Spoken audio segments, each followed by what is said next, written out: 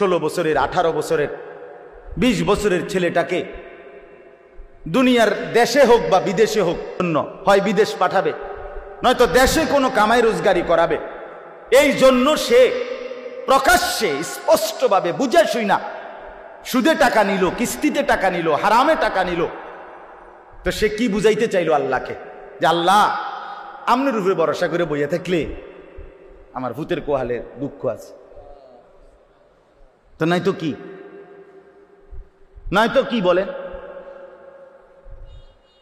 নাই তো কি, আমনের কথা মতো এইটা হারাম সেইটা হারাম ইতান লইয়া বইয়া থাকলে আমার চলতো না।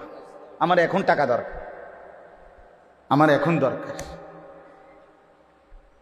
কি পরিমাণ বদনসিব মুসলমান! কিভাবে আমরা আল্লাহকে ভুলে যাই, কিভাবে আমরা আখিরাতকে ভুলে যাই, নিজের কবর ভুলে যাই। আমার বাপ, এই জন্য আল্লাহ তাআলা বলেন ইদা মাসসাহুশ শাররু জাজুআ, আমার বান্দা এমন যখনই একটু মুসিবত হয়, যখনই প্রত্যাশা মতো হয় না, যখনই তার চাওয়া মতো আসে না, তো সে হতাশ হয়ে যায়, যে না হইতো না, এ হক হালালি লাইন লইয়া বইয়া থাকলে হইতো না, হুজুরদের কথা ধরে বইয়া থাকলে হইতো না। বোঝেন নাই কথাটা? হতাশ, সে হতাশ, অর্থাৎ সে তখন নিজের উপরে দায়িত্ব নিয়ে নেয়, নিজের উপরে ফয়সালা নিয়ে নেয়, হতাশ হয়ে যায়। এক মুসলমানের সিফাত আল্লাহ তাআলা চান, বান্দা হার হালাতে আমার উপরে ভরসা করো, সুখে থাকো আর দুঃখে থাকো, কার উপরে ভরসা করো? হযরত আব্দুল্লাহ ইবনে আব্বাস রাদিয়াল্লাহু তাআলা আনহুমা, নবীজির একজন বিখ্যাত সাহাবী, আল্লাহর নবী সাল্লাল্লাহু আলাইহি সাল্লামের আপন চাচাতো ভাই। তিনি অনেক বড় মাপের সাহাবী ছিলেন, কোরআনুল কারীমের সবচেয়ে বড়, নবীজি সাল্লাল্লাহু আলাইহি সাল্লামের পরে সাহাবীদের মধ্যে সবচেয়ে বড় মুফাসসির ছিলেন এই সাহাবী, রাইসুল মুফাসসিরিন। তো উনাকে নবীজি একদিন উপদেশ দিছেন, নসিহত করছে।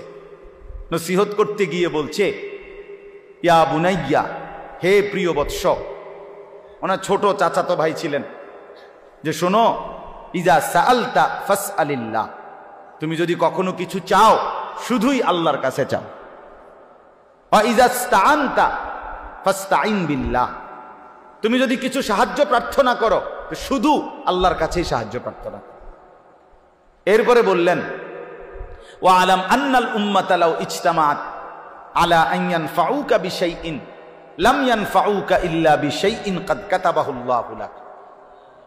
চিরন্তন একটা মূলনীতি নবী বলে দিছে, যে শোনো, গোটা পৃথিবী যদি, সারা পৃথিবী একত্রিত হয়ে সিদ্ধান্ত নেয় তোমার একটা উপকার করবে, নবী বলেন কসম, তোমার কোনো উপকার কেউ করতে পারবে না, তোমার কেবল ওই উপকারটাই হবে যেটা আল্লাহ তাআলা তোমার জন্য লিখে রেখেছে। ওয়ালা বিজতামাউ আলা আন ইয়াদুররুকা বিশাইইন লাম ইয়াদুররুকা ইল্লা বিশাইইন কাদ কাতাবাহু আল্লাহু আলাইকা। এরপরে নবী বলেন, শুনো, সারা পৃথিবী মিলে যদি সিদ্ধান্ত নেয় তোমার একটা মুসিবত করবে, ক্ষতি করবে, বিপদে ফেলবে, তোমার একটি মুসিবতে দিবে তোমাকে, কেউ তোমাকে কোনো মুসিবতে ফেলতে পারবে না, কেবল তোমার ওই মুসিবতটাই আসবে যেটা আল্লাহ তাআলা তোমার জন্য তাকদীরে লিখে রাখছে। তাহলে সুখের প্রতিবিন্দু আল্লাহর পক্ষ থেকে আসে, দুঃখের প্রতিবিন্দু কার থেকে আসে? যিনি হাসান তিনি কাঁদান। মুখের হাসি যার দান, চোখের পানি তারই দান। ওয়া আন্নাহু হুয়া আবহাকা ওয়া আবকা, আল্লাহ বলেন তিনি হাসান, তিনি কাঁদান। তাহলে আনন্দ বেদনা, সুখ দুঃখ, প্রাপ্তি অপ্রাপ্তি, প্রত্যাশা মতো হওয়া অথবা না হওয়া, সর্বাবস্থায় মূলত ফয়সালাটা কার? আল্লাহ। আল্লাহ আল্লাহ, মাখলুক থেকে কিছুই হয় না, সব হয় কার থেকে? আল্লাহ থেকে। আল্লাহ থেকে, আল্লাহ থেকে, আল্লাহই করেন সব, আল্লাহই করেন। তো এখন আল্লাহ তাআলা বলেন, স্বাভাবিক যেই মানুষের মধ্যে দ্বীন নাই, ঈমান নাই, আল্লাহর বন্দিগি নাই, আল্লাহ তাআলার সাথে সম্পর্ক নাই, তো সেই মানুষের স্বাভাবিক অভ্যাস হইল সে ভীরু, সে লোভী, সে অধৈর্য, তার মানে হইল সে আল্লাহ তাআলার ফয়সালা আসা পর্যন্ত অপেক্ষা করতে রাজি না, রাজি না। সে নিজের থেকেই সিদ্ধান্ত নিয়ে নিছে এই 3 দিনের ভিতরে যদি আমার এটা না হয় আর হইতো না, আর হইতো না। অথবা এই 2 মাসের মধ্যে হয় নাই আর হবে না, অথবা 6 মাসের মধ্যে হয় নাই আর হবে না। অর্থাৎ যে কোনো বিষয়ে সে নিজের মধ্যে নিজেকেই নিজের উপরে বিচার করে, নিজের ফয়সালা, নিজের সিদ্ধান্ত, নিজের সবকিছু নিজের উপরেই রাখে, নিজের উপরে রাখে। এই হলো মানুষের স্বাভাবিক তবিয়ত, আমাদের স্বাভাবিক তবিয়ত। মনে করেন একজন হুজুরের কাছে বলছে, হুজুর আপনার কথা ধইরা টানা 2 মাস দোয়া করছি, শেষে বুঝছি হইতো না, এই লাইনে এইভাবে হইতো না। তখন কিভাবে হইব? এখন আপনি কিভাবে হবে? আজকে 12 বছর আপনার ছেলে হয় নাই, মনে করেন সন্তান নাই, আচ্ছা তো 12 বছর পরে এখন আপনি রাগ করলেন, রাগ করে এরপরে কাকে ডাকবেন? কথা বলেন না, এরপরে আর কেউ আসেনি। তা তাহলে আমার প্রত্যাশা মতো যদি হয় তবুও আমার আল্লাহ, আমার প্রত্যাশা মতো যদি নাও হয় তবুও কে? এ কথা তো বোঝা উচিত। আমরা তো এটা বুঝতে চাই না, আমরা তো এটা বুঝতে চাই না। সবচেয়ে বেশি বুঝতে চাই না রিজিকের বেলায়, সবচেয়ে বেশি অধৈর্য আমরা সম্পদের বেলায়, উপার্জনের বেলায়, রোজগারের বেলায়। আমাদের কলিজার ভিতরে শয়তান এটা বসাইছে যে তুই যদি হারাম না খাও, তুই যদি সুদ না খাও, তুই যদি কিস্তি না নাও, তুমি যদি মিথ্যা না বলো, তুমি যদি ওজনে কম না দাও, তুমি যদি মানুষকে না ঠগাও, বাটপারি সিটারি যদি না করো, তাইলে তোমার সংসার চলবে না, জিন্দেগি চলবে না। এসব হুজুর্গ কথা দইরা এই সমস্ত বুজুর্গি লইয়া বইয়া থাকলে দুনিয়ার চলন যেত। এইটা আপনারে যে বুঝাইছে, আপনার কলজাত ঢুকাইছে, তার নামে শয়তান, তার নাম শয়তান। শয়তান, ইবলিস, ইবলিসে বুঝাইছে। তো আল্লাহ তাআলা বলেন, আমার বান্দা তুমি অল্পতেই ভীরু হয়ে যাও, তুমি আমার ফয়সালার অপেক্ষা করতে রাজি হও না, তুমি আমার আশা পর্যন্ত অপেক্ষা করতে চাও না, অপেক্ষা করতে চাও না।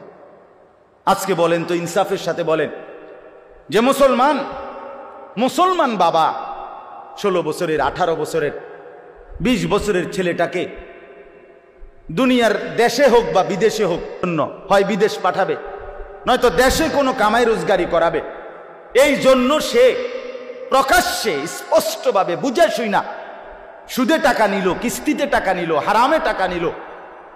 তো সে কি বুঝাইতে চাইল আল্লাহকে? যে আল্লাহ, আপনার উপরে ভরসা করে বইয়া থাকলে আমার ভূতের কোহালে দুঃখ আছে।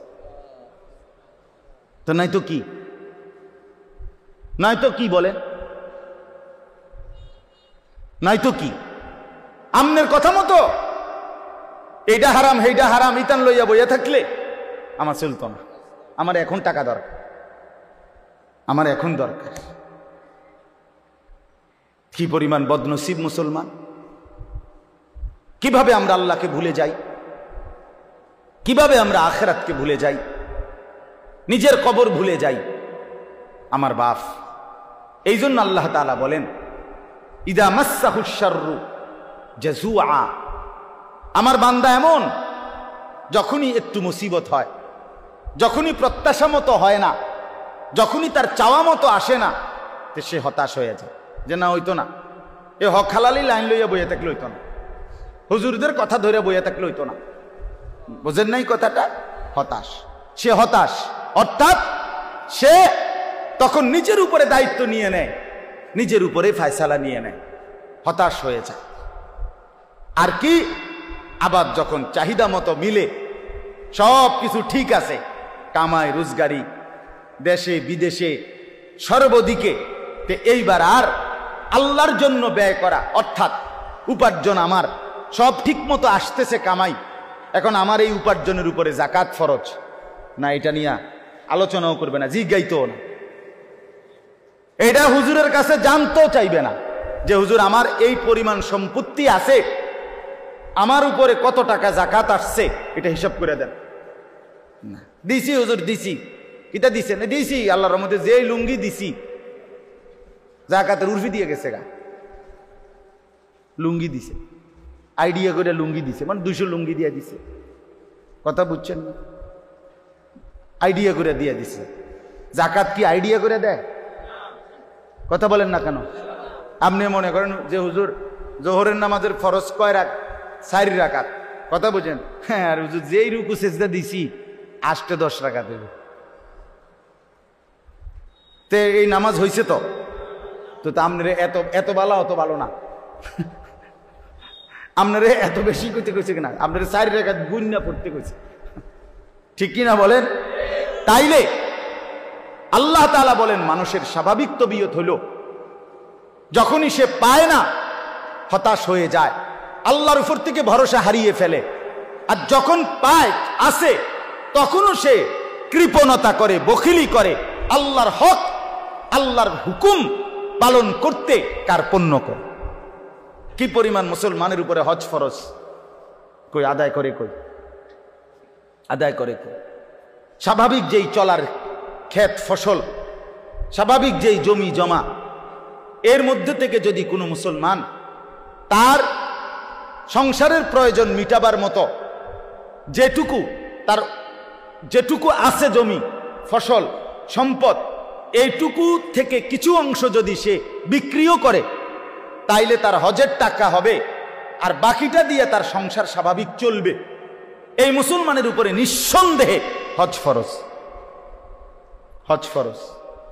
রাসূলুল্লাহ সাল্লাল্লাহু আলাইহি সাল্লাম বলছে যে হজ ফরজ হওয়ার পরেও হজ করে নাই, না করে মরে গেল, খোদার কসম নবী বলছে আমি জানি না এটা কি ইহুদি মরছে না খ্রিস্টান মরছে, বাকি মুসলমান মরে নাই এটা জানি। নবীজি এ কথাও বলে নাই যে আমি জানি না এটা কি মুসলমান মরলো না বেঈমান মরলো, না এ কথা বলে নাই। বলছে আমি জানি না এটা কি ইহুদি মরছে না খ্রিস্টান মরছে। কত বড় কথা না! উনি বৈশা রয়েছে, 3 ফুট বিদেশ গেছে, এখন 3 ফুটের ঘরে 2 জন কইরা 6 জন নাতি, তারা বিদেশ গিয়া সারছে। এরপরে যদি তাগো খোদা লোয়ায়, তো তারা যদি টাকা দেয়, তে এবারে 83 বছরের বুড়া মিয়ারে যদি এরা হজে পাঠায়, তাইলে হেবড়া হজ করবে। আমি হুজুর করতে আনবো, আমার কি আর হেইটিয়া পয়সা আসেনি? আলাপ করে, গপ, বুঝলেন না? গপ মারে, সাদওয়ানের গপ, বাহ, লম্বা লম্বা গপ মারে। কথা বুঝছেন? আপনার কিচ্ছু নাই, অথচ কোনো ব্যক্তির মৃত্যুর আগে তার সন্তান তো তার সম্পত্তির ওয়ারিশ হয় না। কথা বলেন না কেন? মৃত্যুর আগে সম্পত্তির ওয়ারিশ হয় তো সব তো আমনেরই। আমনের নাই কিচ্ছু তখন না যখন আপনি কবরে যাবেন, হেসুমে না। বুঝেন নাই কথা? আপনি জীবিত থাকাকালীন তো আপনারই সব এগুলো, এই বাড়ি আপনারই, এই ঘর আপনারই, এই সম্পদ আপনারই সব এগুলো, আপনার উপরেই তো হজ ফরজ। তো আল্লাহ তাআলা বলেন